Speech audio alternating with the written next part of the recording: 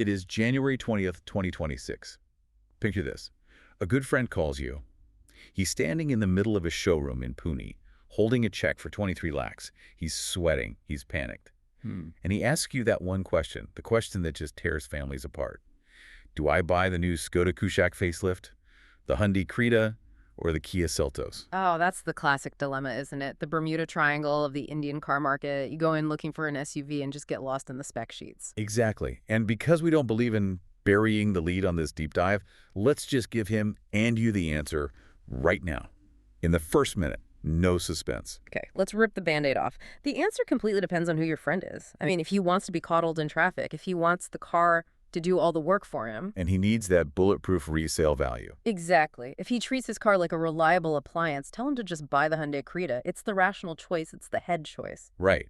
But what if he's the guy with the flashy sneakers, wants to look the coolest at the valet? Oh, then it's the Kia Seltos, no question. Specifically the X-Line. It's the extrovert's car. It just screams, look at me! Yeah, and this is the big one.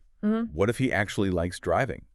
You know, for that weekend run to Lonavala when the roads are finally empty. Then he has to buy the Skoda Kushaq. There is no debate. If you care about mechanical purity, you buy the European car. If you want all the tech and all the features, you buy the Asian contenders. And that's the core conflict we're unpacking today. It's European engineering versus Asian tech. Right, and the timing is so critical. Skoda has literally just revealed this 2026 facelift. They are desperately trying to bridge that feature gap. Because, let's be honest, the Koreans, Hyundai and Kia have been absolutely dominating the sales charts with their gadgetry. They have, and Skoda's fighting back with some very interesting and frankly some pretty confusing choices. Let's unpack that confusion.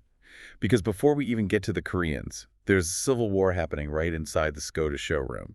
You've got the shiny new 2026 model, and then you have the old Kushaq that dealers are frantically trying to clear out. And this is where it gets interesting for a savvy buyer. The dealers are sitting on all this pre-facelift stock. We're seeing discounts from, what, 1 lakh to 2.5 lakhs off? So you could get a top-spec, high-performance German SUV for roughly 20 lakhs on the road. Yeah, in Pune, absolutely. Around 20 lakhs. Okay, so let's just pause on the math for a second because this is where the headache starts for people. I walk in. On my left, there's the 2025 stock. The old Kushaq. It's brand new, 0 miles. Right, but the dealer just wants it gone, so he's throwing money at you. Discounts, insurance benefits, maybe an extended warranty. So I'm looking at a final price of maybe 19.5, 20 lakhs. Something like that. And then on my right, under the spotlights, is the 2026 facelift. Looks sharper, sure, but it's selling a sticker price. So with taxes and everything, it's hitting 23 lakhs. That is a 3 lakh rupee gap. And 3 lakhs is not small change. That's fuel for 3 years. It's a European holiday. It's a significant amount of money. So you need to justify that 3 lakhs to me. Skoda's talking about experiential luxury. Yeah. They've added powered rear massage seats in a compact SUV. Come on. Is that really worth the premium? I know. It sounds frivolous. I look at the old one and I see the bargain of the decade. Same engine, same chassis, same 5-star safety rating. Why pay 3 lakhs more for a back rub? I get the skepticism, but it's not just the massage. It's about the aging of the product. The old Kushaq's interior feels a bit, well, stark. Hard plastics. Hard plastics, analog dials, it feels like 2021. The new one brings in the modern, solid design. You get the connected taillights, the illuminated logo, that huge panoramic sunroof, finally. So I'm paying 3 lakhs just to not feel like I bought an old car. You're paying 3 lakhs for what I call time value. If you buy the old one, in 2028, when you try to sell it, it's going to look like a dinosaur.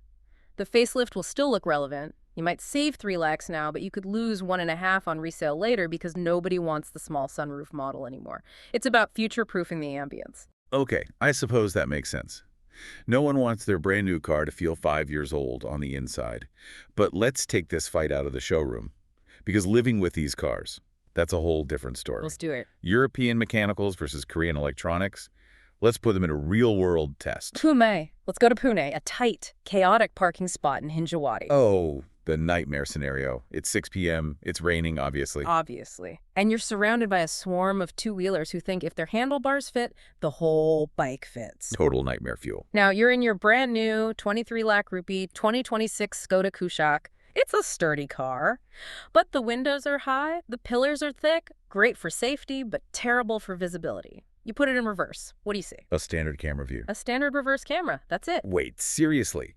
In 2026, on a facelift. Still, the new Kushaq does not have a 360-degree camera. It relies on beeping sensors.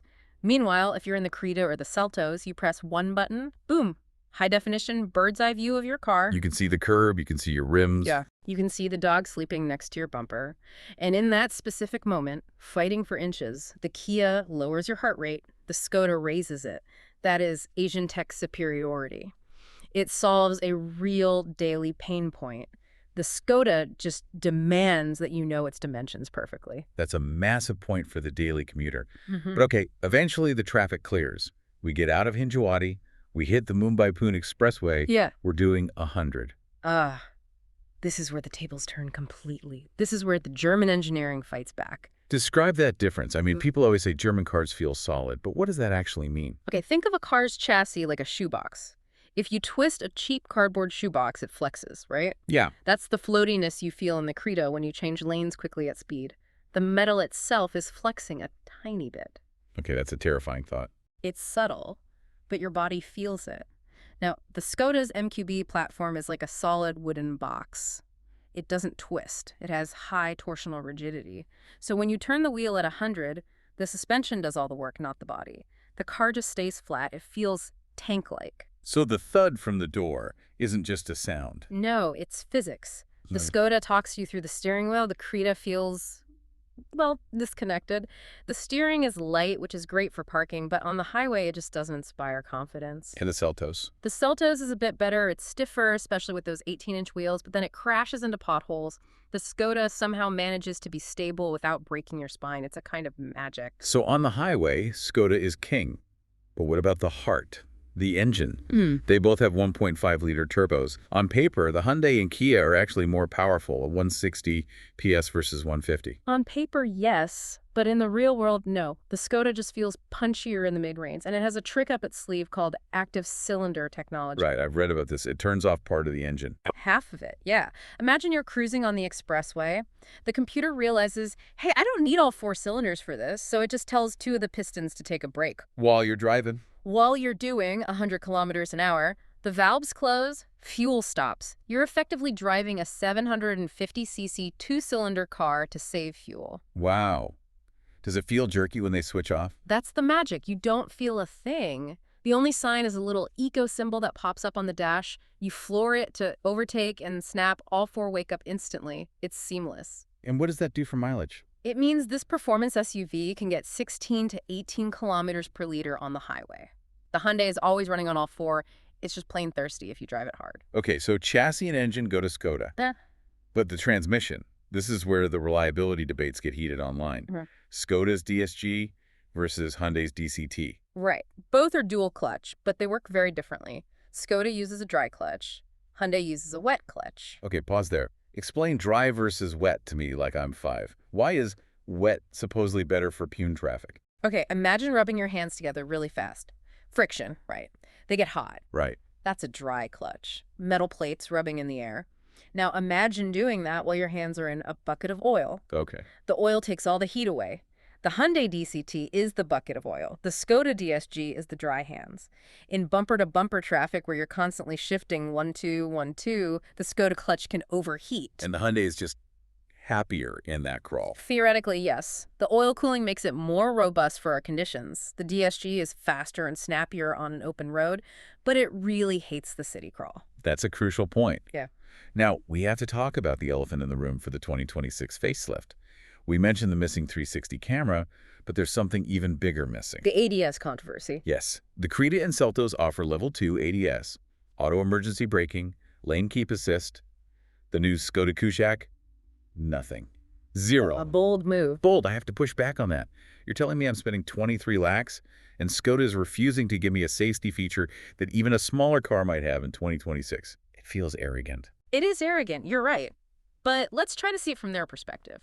Their argument is that an engaged driver doesn't need a computer to intervene. They're asking you, do you trust your own hands, or do you want a computer watching your back? But people get distracted. That's just a fact. It is, but it depends on how you define safety, and this is the deep dive. The Koreans focus on active safety, using tech to prevent the crash, but, and this is a huge but, we have to talk about passive safety. Which is? surviving the crash. Exactly. The Skoda Kushaq has a verified 5-star global NCAP rating. We know for a fact that cage will hold up in an accident. And the Koreans. Well, the pre-facelift versions were rated 3 stars with unstable shells. Now they claim they've reinforced the new ones, added more high-strength steel, but they haven't been retested. It's unproven. So it's the ghost of safety past.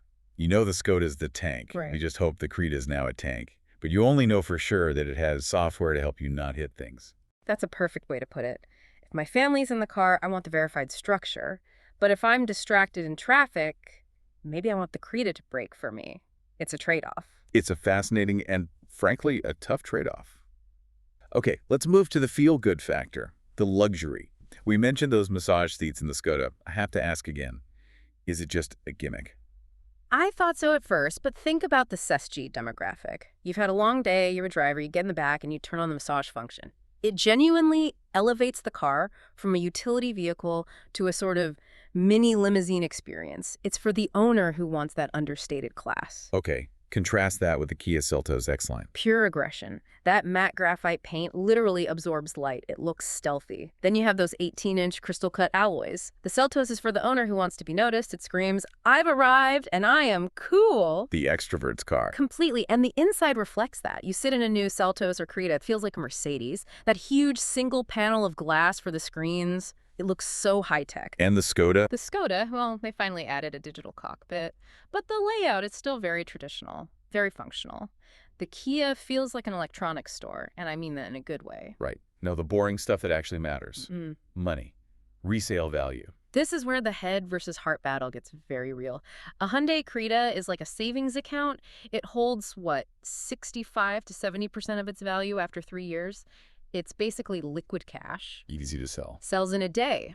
A Skoda is an investment in joy. You're paying for that driving experience, but you will lose more money. Depreciation is higher, maybe 55 to 60% retention. And maintenance. Skoda service packages have really brought the costs down, but parts are still pricier than Hyundai's, and Hyundai's service network is just everywhere. Okay, so let's bring it all home. We've covered tech, driving, safety, money. Let's go back to our 3 personality types for the final verdict. Okay. If you are the rational buyer, you buy the Hyundai Creta. It's the most comfortable, has the best resale, and that light steering makes it the easiest to live with. It's the safe bet. The aesthetic buyer. The Kia Seltos. If you love tech, if you want the ADAS features to show off, and if you want a car that just looks aggressive and stands out, the Seltos is it. You compromise a bit on ride quality for that style, but it looks fantastic. And finally, the enthusiast. The heart buyer. The Skoda Kushaq. And honestly, if you're a true enthusiast looking for value, I'd say look really hard at that pre-facelift 1.5 Monte Carlo on discount. Save the 3 lakhs. You get same engine, same chassis, same safety. You can buy a lot of massages at a spa with 3 lakh rupees. That is a great point.